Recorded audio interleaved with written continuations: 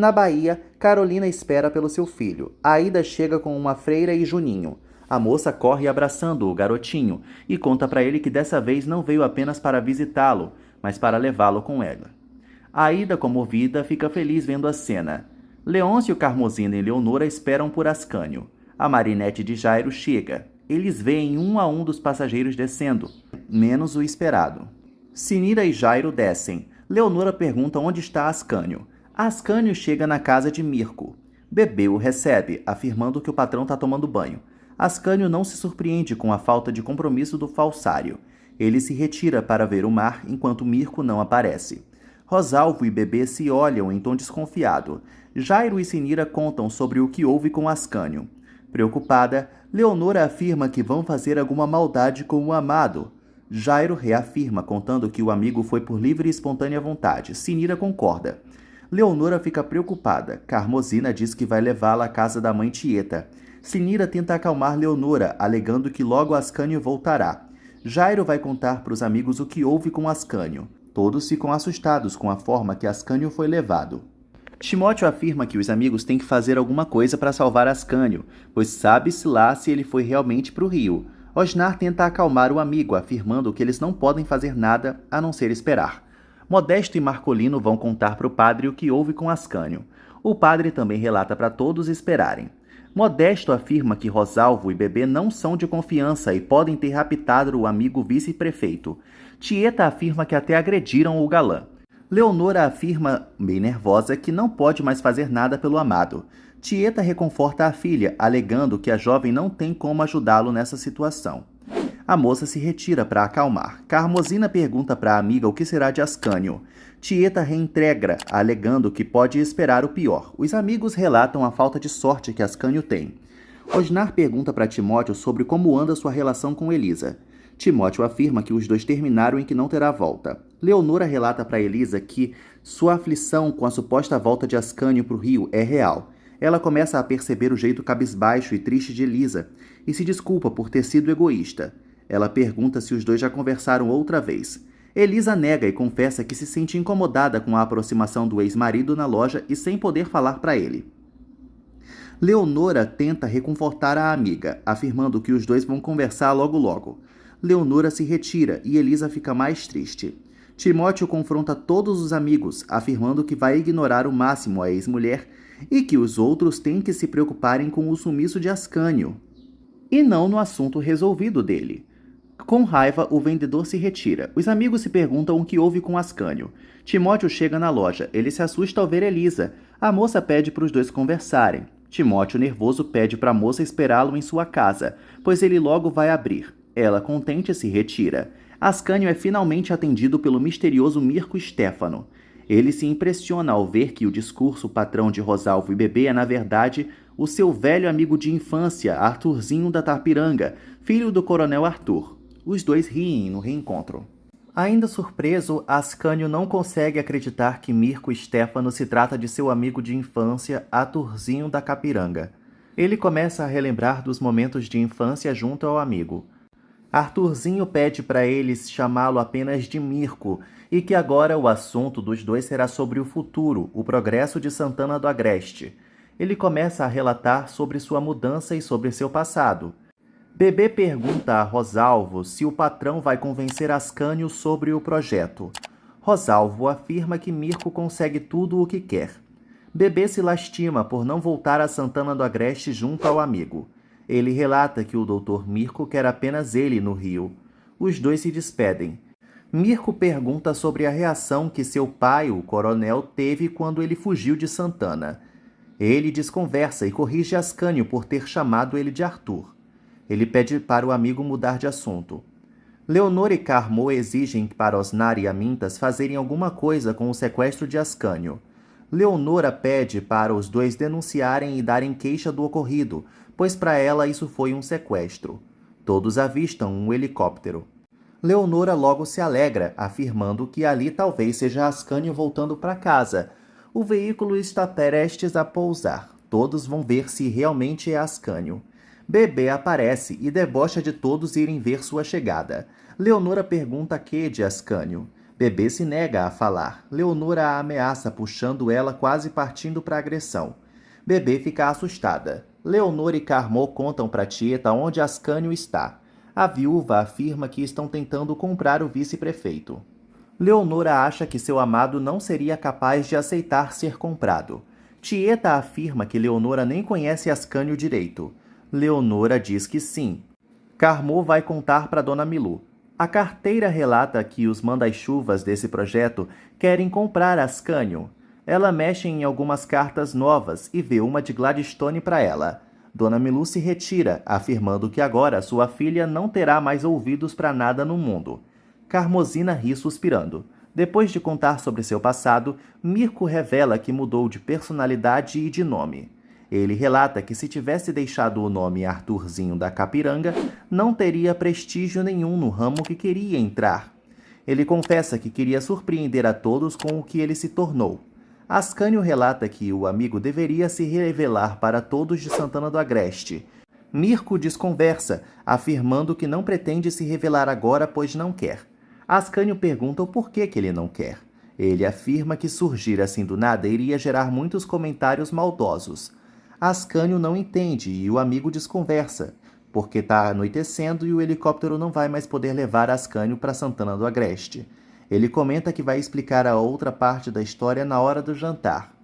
Ascânio relata que quer voltar para sua cidade no outro dia. Leôncio ajeita o aquecedor da prefeitura. Osnar chega procurando por Bebê. Leôncio relata que está reformulando a temperatura do escritório, pois Bebê gosta do ambiente bem fresquinho. O amigo conta que a moça está tomando banho na pensão de Dona Milu. Osnar se retira. Jairo chega e vê Carmosina feliz lendo algo, então supõe que seja de Gladstone. O senhor pergunta para a carteira se não tem outras cartas para entregar. A fofoqueira logo lembra das várias cartas que tem. Ela acha um envelope de Ninete para Tieta e supõe que sejam notícias sobre Tonha. Ela afirma que vai entregá-lo pessoalmente. Osnar vai encontrar Bebê. A moça fica contente e excitada vendo o seu galã. Ele pergunta sobre o que querem com Ascânio no Rio de Janeiro. Bebê desconversa, pedindo para eles conversarem sobre outro assunto por enquanto. Osnar volta para a conversa e pergunta se a moça irá contar a ele, ou não vai transar com ela. A moça afirma que não pode contar nada sobre o assunto.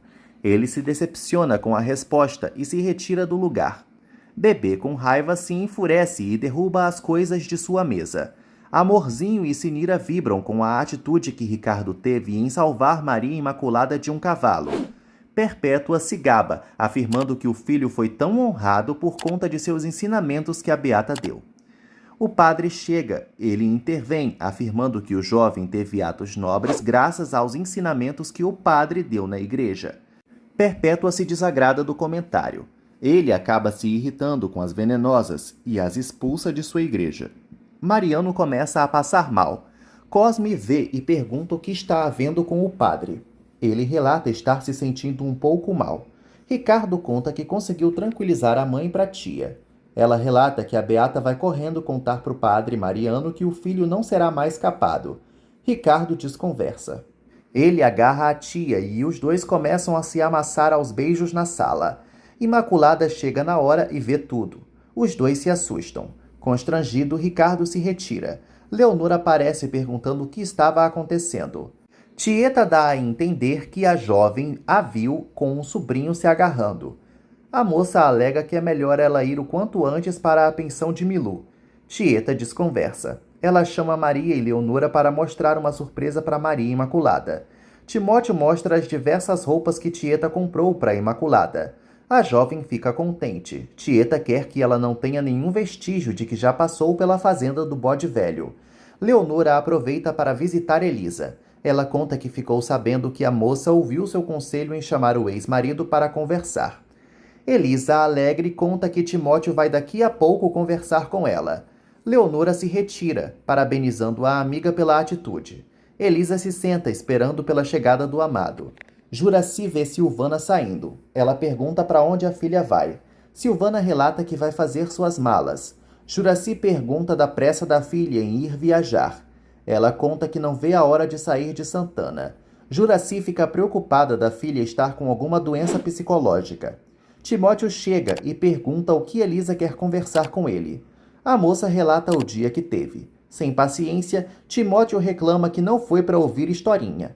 Elisa pergunta se o amado pensou nela. Ele avisa que não parou de pensar na traição que ela fez com ele. Timóteo conta que o tempo todo recebia cartas anônimas de um amigo avisando ele de todas as vezes que Elisa se encontrava com Rosalvo. Ela relata as amizades boas que o amado deve ter. Ele lembra que pelo menos não mentia para ela, diferente dela. Ele sugere que ela desista de reconquistá-lo. Timóteo se retira, deixando Elisa desolada. Dário chega abraçando Laura. A esposa comenta que agora os dois terão a mesma vida pacata de sempre. Ela pede para o amado ficar de olho nas pessoas que estão no projeto do Mangue Seco. Dário afirma que no outro dia vai ver mais sobre o caso. Amorzinho vai ao quarto de Osnar perguntar por Sinira. O homem avisa que seu quarto é o lugar menos provável da Beata estar. Ele fala sobre as pernas da modelo em seu pôster. Amorzinho alega ter as pernas mais lindas que muito mulherão por aí. O galã duvida. Com raiva das provocações, Amorzinho mostra suas pernocas para Osnar. O galã fica impressionado. Sinira chega bem na hora e pega a amiga em flagrante. Ela afirma que Perpétua tem que saber disso. A safada corre tentando evitar que a amiga conte para Beata. Osnar ri. Amorzinho chora e acaba convencendo Sinira a não contar nada. Timóteo chega. Bebê pergunta o que o vendedor estava fazendo na pensão. Ele responde, afirmando que agora mora lá. Bebê pergunta se o moço se separou de Elisa. Ele relata que depois do que viu que a ex estava fazendo com Rosalvo na ponte, claramente que sim. Bebê defende o amigo, afirmando que Rosalvo não teve culpa de nada. Timóteo afirma que teve sim e se retira. Modesto e Marcolino contam para o coronel Arthur o acontecido com Ascânio. Eles relatam que o vice-prefeito foi sequestrado. Modesto conta que Arthur precisa voltar para a prefeitura de Santana do Agreste, para deixar a cidade nos eixos novamente. O bode velho fica pensativo. Mirko conta que o projeto que eles querem instalar no Mangue Seco é a próxima inovação para Santana do Agreste evoluir na atualidade. Ascânio relata os malefícios que o projeto fará para as praias. Mirko conta que é tudo para o bem da evolução da cidade. Ele conta que só quer o bem deles. Marcolino e Modesto tentam convencer o bode velho a voltar para a prefeitura. Modesto conta que, com Arthur no meio da prefeitura, vai levar os assuntos para o lado deles. Os dois acabam convencendo o velho a voltar para a prefeitura da cidade. Mirko fica feliz com a resposta positiva de Ascânio. Ele conta que o amigo só verá o progresso de Santana do Agreste em suas mãos. Ele pergunta se o amigo será a favor do projeto. Ascânio confirma. Ele avisa que os habitantes de Santana ficaram felizes em saber que um filho da terra é a cabeça do projeto. Mirko o repreende, pedindo para o amigo continuar com total discrição sobre ele no assunto. Ele conta que ninguém de Santana pode saber que Mirko Stefano é na verdade o Arthurzinho da Capitanga, o filho do coronel. Ascânio fica assustado.